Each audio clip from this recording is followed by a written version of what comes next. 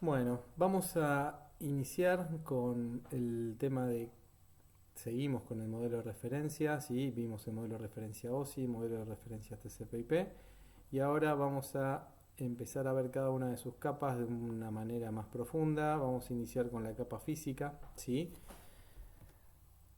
¿Qué es la capa física? Bueno, en principio la idea es tratar de explicar la función, ¿sí?, de los protocolos y qué servicios tiene esta capa, ¿sí?, para poder dar el soporte a las comunicaciones. Después describir la función de las señales que se utilizan para poder representar esos bits que son los que se van a transmitir desde un dispositivo de un host hacia otro host o hasta algún dispositivo remoto, ¿sí?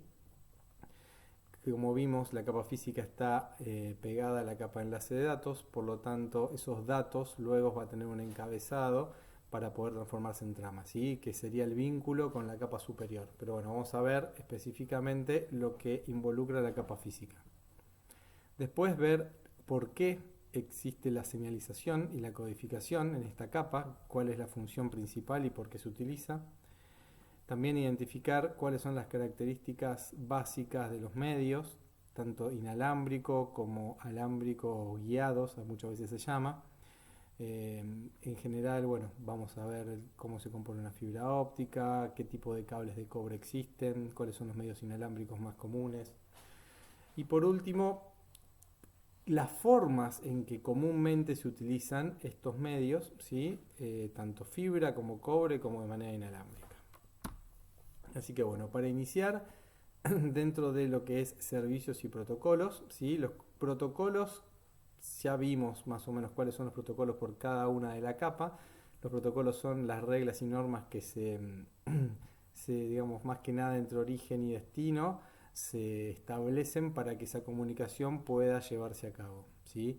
La capa física lo que hace es controlar de qué manera se van a ubicar esos datos adentro del medio de comunicación que sea el que transporte esa información.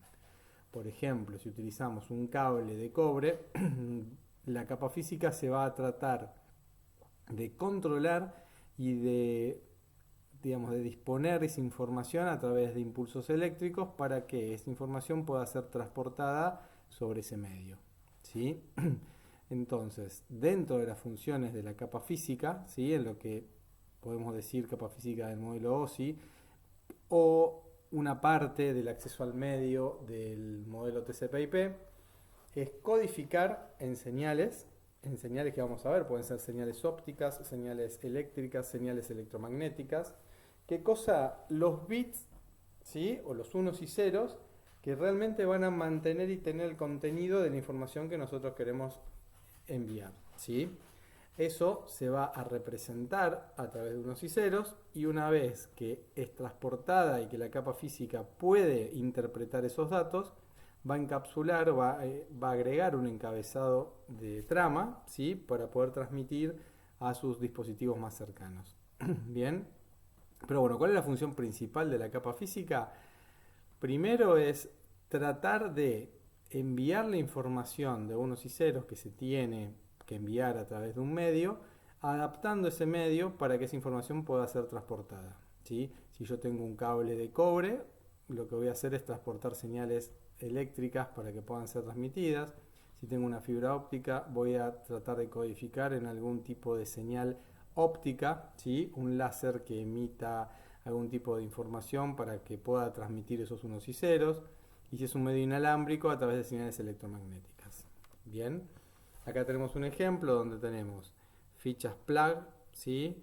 Tenemos RJ45, un distribuidor, ¿sí? Esto es un patch core de red, tenemos patch core y tenemos un patch panel, se llaman estos, que son paneles para interconexión, y una torre de comunicaciones donde tenemos una cadena. Estos generalmente son para telefonía móvil, y esto es una satelital para transmitir, no satelital, perdón, una parábola para transmitir por ahí información de mayor ancho de banda entre destinos que tienen una distancia considerable.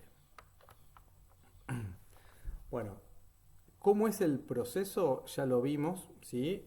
Desde el modelo OSI en general, desde la capa de aplicación, ¿sí?, que es el cual genera esa solicitud a nivel usuario, donde pasa por todas las capas, ¿sí? Donde llega a las primeras 3 capas, genera los datos, ¿sí? El PDU sería el modo de unidad de datos, cómo va a ser transportado.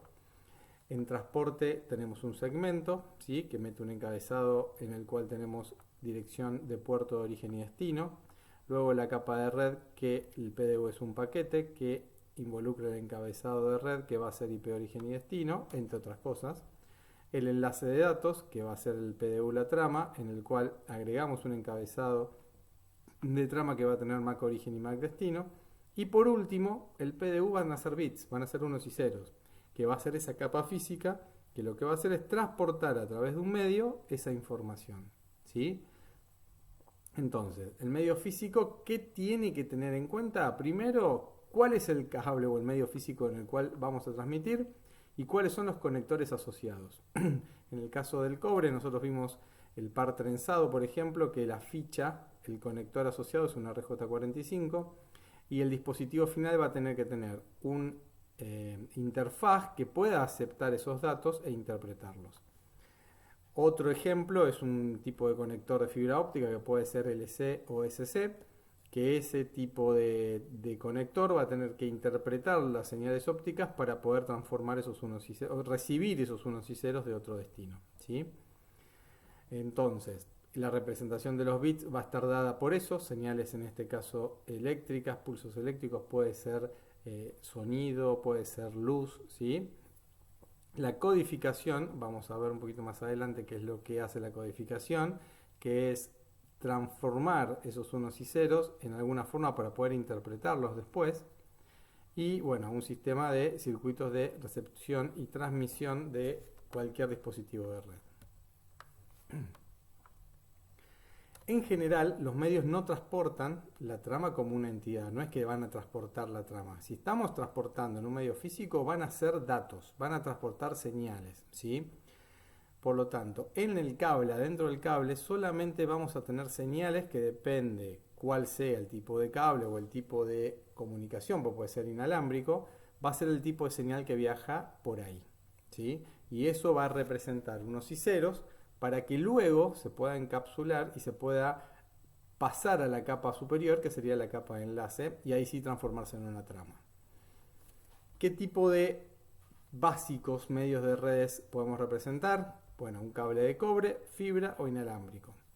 Porque cable de cobre hay varios, fibra, bueno, en este caso tenemos varios conectores, pero tenemos monomodo y multimodo, se podría decir. Y en inalámbrico tenemos un montón de tipos de inalámbrico. Pero estos son los 3 tipos de básicos de medios que vamos a utilizar en las comunicaciones de red de datos, ¿sí?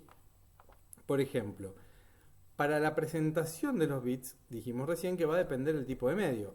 Si tenemos acá una señal eléctrica, vamos a tener que utilizar pulsos electromagnéticos, perdón, pulsos eléctricos que van, por ejemplo, a verse de esta manera. Si tenemos luz, vamos a tener un espectro de luz en el cual se van a transmitir información. Y si tenemos señales inalámbricas, vamos a transmitir por alguna de estas modulaciones.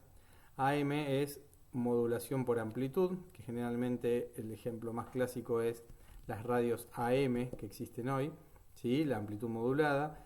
La FM, que es enviar información a través de modular la frecuencia. ¿Qué significa eso? Vamos a verlo acá en este ejemplo como para que quede claro. Fíjense el AM. Nosotros un 0 tenemos con una amplitud determinada, que puede ser esta amplitud, ¿la ven? Y cuando pasa un 1, la amplitud se ensancha. Quiere decir que tiene más amplitud el 1 que el 0. De esta manera podemos modular, ¿qué significa modular? Transformar esa señal, dependiendo si es un 1 o un 0, cuál es la amplitud que tiene esta onda sinusoidal, ¿sí? En la frecuencia, acuérdense que la frecuencia es la cantidad de veces que una onda, digamos, hace un ciclo en un segundo, ¿sí?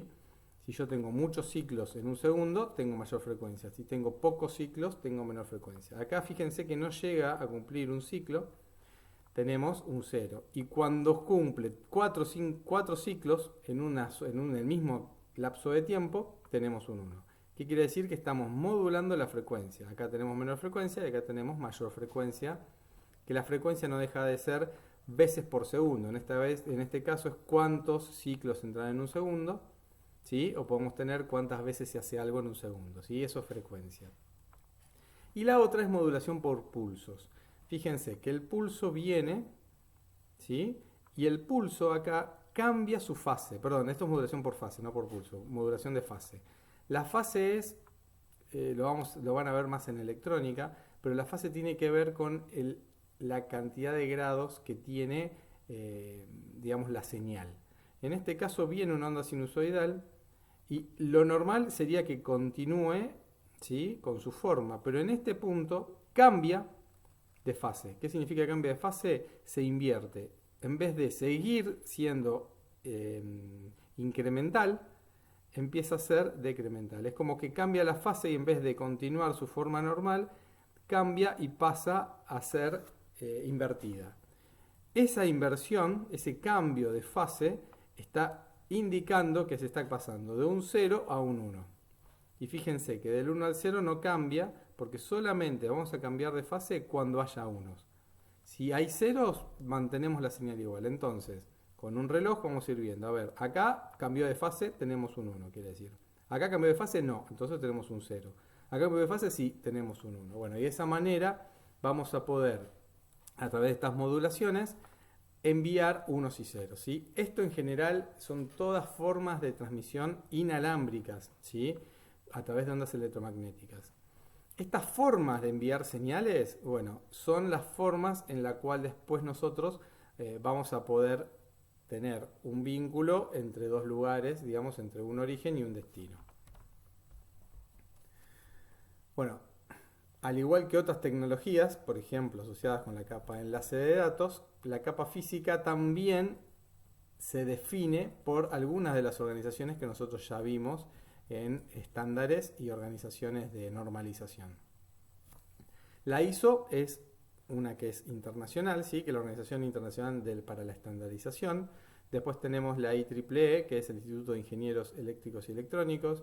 La ANSI, que es el Instituto Nacional Estadounidense de Estándares. La ITU, que vimos que es la Unión Internacional de Telecomunicaciones. La EIA-TIA, que es la Asociación de Industrias Electrónicas o Asociación de la Industria de las Telecomunicaciones. Y por último, ¿sí?, la FC, que es la Comisión Federal de Comunicaciones, que generalmente da recomendaciones, ¿sí?, a las telecomunicaciones. Fíjense, acá en física, ¿qué tenemos? Está implementado por el hardware. ¿Por qué? Y porque el hardware es el que nos va a detallar y nos va a decir qué tipo de señal tengo que fabricar para que el medio al cual conecto yo pueda enviar información. Bueno, es más eléctrico esto, o es más, digamos, de bajo nivel. Tiene que ver mucho que ver con el hardware. ¿El hardware qué es? La parte física, ¿sí? No tiene tanto software acá. Acá es el cable que está conectado, qué ficha tenemos y qué tipo de señal vamos a enviar adentro de ese cable, ¿sí? Y esas organizaciones establecen todos estos, dependiendo del tipo de medio, cuál va a ser la información que va a ir adentro. Acá tenemos algunos ejemplos, ¿sí?, del hardware con las tecnologías. ¿Qué cosa dijimos que es importante dentro de la capa física? Primero, saber cuáles son las propiedades físicas y eléctricas de los medios, ¿sí? ¿Por qué? Y porque si yo tengo un conector de cobre, sé que las propiedades físicas y eléctricas de ese medio son propicias para poder enviar señales eléctricas.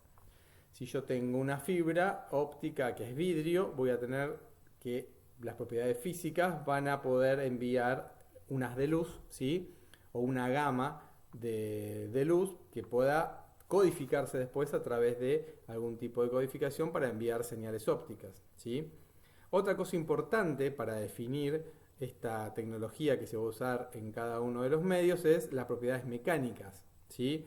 Qué material está construido, cómo es la dimensión, cómo es el diagrama para poder hacer un conector, ¿sí?, diagrama de pines, en este caso nosotros vimos el RJ45, cómo es el diagrama, ¿sí?, de la norma A y la norma B, de la EIA, TIA, que ya está conformada.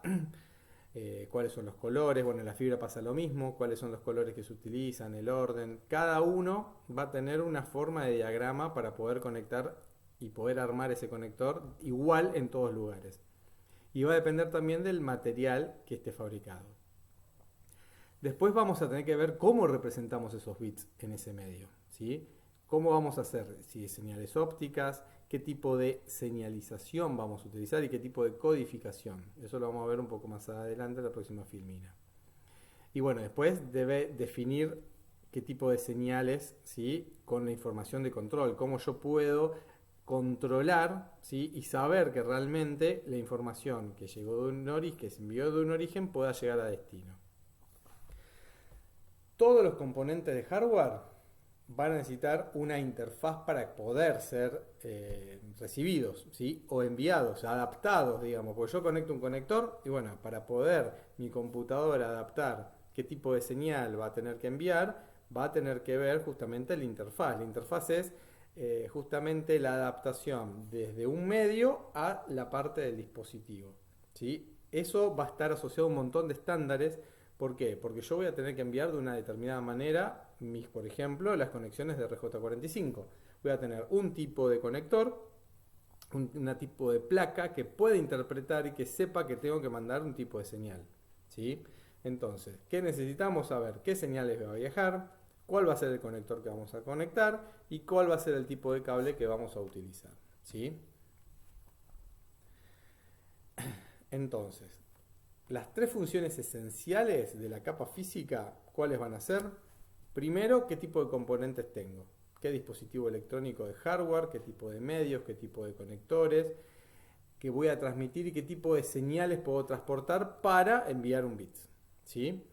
Después, que yo ya sé cuál es el medio que voy a utilizar, tengo que usar una codificación, que va a ser un método para convertir todos esos unos y ceros en un código que tenga sentido, que diga una palabra, que tenga un patrón, que después yo pueda decir, bueno, tantos unos y ceros va a corresponder a una A. Como dijimos, una codificación puede ser el código Morse, ¿sí? Si yo envío una transmisión de datos a través de código Morse, el 1 por mucho tiempo va a significar una raya y el 1 por un tiempo menos va a ser un punto. Bueno, y eso va a codificar, que dependiendo cómo es la forma en que se envían esos puntos raya o esos señales, voy a definir si es una letra A, una B, una C. Bueno, de la misma manera yo tengo que codificar todas las señales, ¿sí? Bueno, ¿qué tipo de codificación para poder interpretar esos bits? Porque nosotros tenemos una cadena de bits. Y si yo no digo que esos bits tengan un sentido o una codificación, van a ser unos y ceros. Para que tenga sentido y que tenga información, tengo que decir, bueno, a ver, esos unos y ceros los voy a codificar para que tengan un patrón y cada 8 se revisen y me forme una letra, por ejemplo, ¿sí?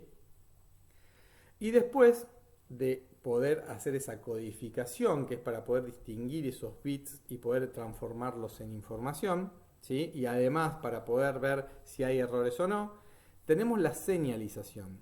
¿Qué es la señalización?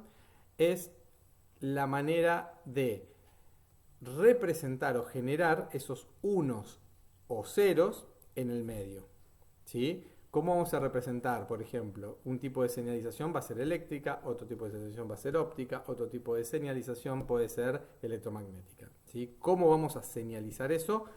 Va a depender también del medio. Ese 1 y ese 0, ¿sí? Porque ¿qué dijimos, por ejemplo? Si hacemos amplitud modulada, el 1 lo vamos a representar con una amplitud más grande y el 0 con una amplitud más chica. Listo, ya tenemos una opción de cómo hacemos la señalización. Si yo quiero señalizar a través de frecuencia modulada, lo que hago es una frecuencia más baja para el 0 y una frecuencia más alta para el 1. Bueno, ahí ya estoy armando un método de señalización para una forma específica de enviar información, ¿sí? Acá tenemos el ejemplo que estaba diciendo recién. Amplitud variable, ¿qué es? Y bueno, yo tengo un 0, un 1. Un 0, un 1. Entonces, acá estoy variando amplitud. Tengo 0 si es 0 y 1 si es 1. La amplitud es 0, o sea que acá 0 volt estoy enviando, o sea la amplitud es 0, o estoy enviando un 5 volt, 3 volt, lo que fuese, con un 1. Ahí estoy variando la amplitud. Si quiero variar la frecuencia, fíjense, acá tengo una raya. Significa que no tengo absolutamente una frecuencia muy baja. Acá, ¿qué hago? Lo que hago es, en el mismo lapso de tiempo, hago una onda, ¿sí? Quiere decir que hago una señal que suba y baja. Entonces acá tengo una frecuencia mayor a la frecuencia anterior. Por lo tanto, de esta manera puedo modular a través de la frecuencia, ¿sí? el 1 o el 0. Por cambio de fase es lo que dijimos, cada vez que hay un 1, cambio de fase. Entonces, si tengo un 0, voy a tenerlo así. Acá, como tengo un 1, cambio de fase, ¿sí? Y es importantísimo para poder hacer cualquiera de estas tres opciones de señalización, es mantener un reloj que me sincronice y que sepa cuál es el periodo, ¿sí? El tiempo sería que cada señal tengo que verificarla, ¿sí? Entonces, este tiempo, este reloj, esta sincronización que se hace con la señal es fundamental. Y si esta señal se me desfasa, es lo que comúnmente conocemos como jitter, que está, en vez de medir justo en el tiempo, ¿sí?, que estamos acá, cualquiera sea de la forma de señalizar, si por fase, por frecuencia o por amplitud, si esto se corre, puede ser que me dé un error, ¿sí?, en la medición, porque supónganse que este clock se corra unos microsegundos, entonces me está dando información errónea. Yo en realidad acá tengo un 1 y me puede estar dando un 0, ¿sí? O fíjense que acá, por ejemplo, en la frecuencia me da un 0 y pienso que es un 0 y en realidad es un 1. Entonces es muy importante que este reloj que sincroniza el método de señalización que yo elijo sea un reloj que todo el tiempo esté en fase y todo el tiempo esté sincronizado con la señal que se está enviando, ¿sí? Entonces, bueno, más o menos una idea para que puedan entender la diferencia entre señalización, codificación y tipo de señal que se va a enviar. Esta es un buen ejemplo que más adelante en transmisión de datos ustedes lo van a ver más en detalle, ¿sí?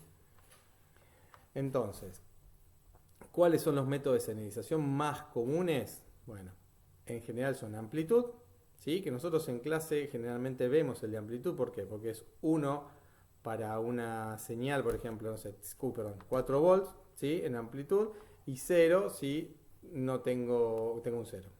Esa es por amplitud. Por frecuencia ya lo vimos, que tenemos mayor frecuencia con un 1, menor frecuencia con un 0, y fase, que cada vez cambia de fase tengo un 1 y cuando mantiene la fase tengo un 0, ¿sí?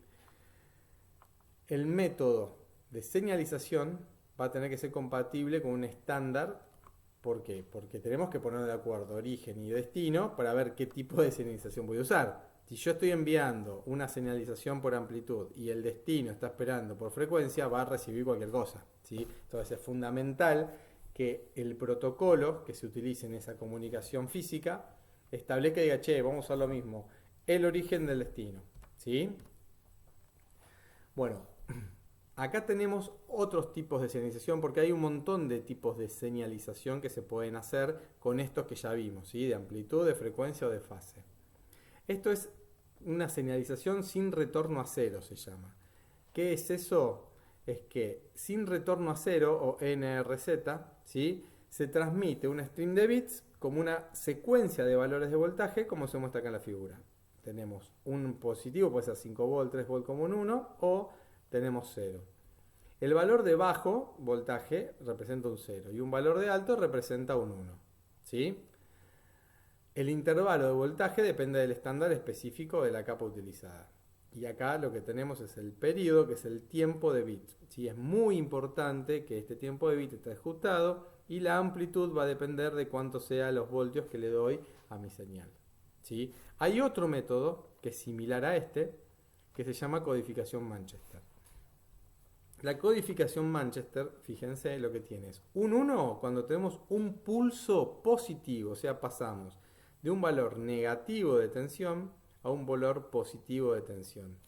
Y acá sin retorno a cero, en realidad acá no estamos mostrando el que es sin retorno a cero, porque lo que hace es bajar, ¿sí?, más. Entonces es una forma, digamos, de poder ver que el valor, ¿sí?, hay algunos que toca el 0 y otros que baja a un valor negativo. En estos casos tenemos un 1 cuando pasamos de un bajo a un alto, a una tensión negativa a una tensión positiva. Cuando hacemos ese flanco en el periodo de tiempo que tengo mi reloj, entonces voy a detectar un 1. Y si es al revés, si yo vengo de una situación de tensión positiva y bajo a una posición de tensión negativa, voy a tener un 0, ¿sí? Entonces lo que voy a estar haciendo es enviar señales de la misma manera, pero en realidad codificación Manchester es la que utiliza el protocolo Ethernet, ¿sí?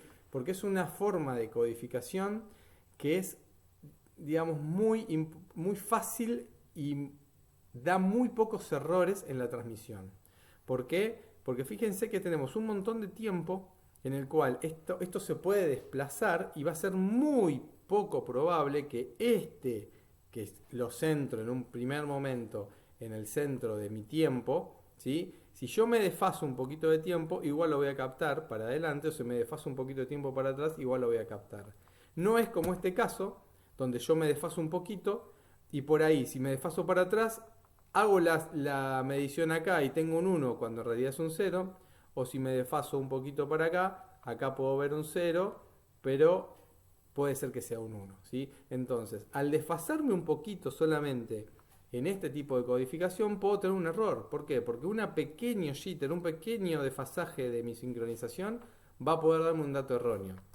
En este caso, si yo me desfaso un poquito, no importa porque en el periodo completo de tiempo es muy probable que ese de bajo a alto lo pueda interpretar, ¿sí? Y en este caso de alto a bajo también lo puede interpretar. Entonces es mucho más preciso, da mucho menor error, ¿sí? En el caso de producirse un jitter en ese caso.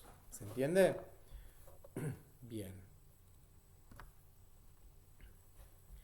Entonces, la capa física, ¿sí? ¿Qué es lo que hace? Detecta las señales de datos y va a ignorar las señales aleatorias sin datos que puede también encontrarse en un medio físico. ¿Por qué? Porque podemos tener interferencia autoinducida, fíjense que es algo eléctrico, cualquier otro cable puede hacer interferencia con estos cables, entonces de esa manera dar datos erróneos, ¿sí? Entonces es importante tratar de interpretar qué cosa es dato y qué cosa es ruido, ¿sí?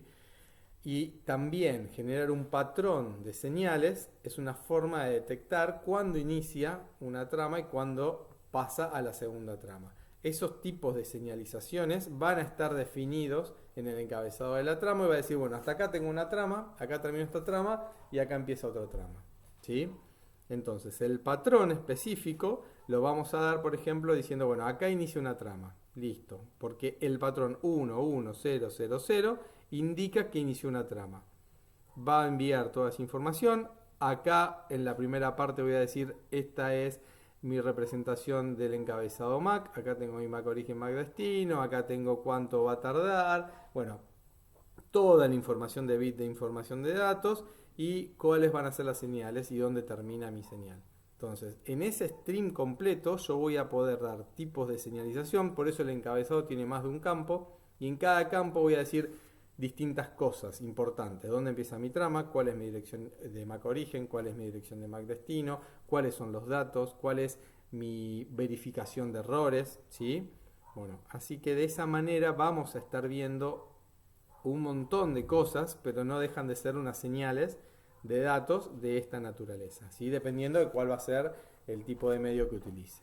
¿Ok?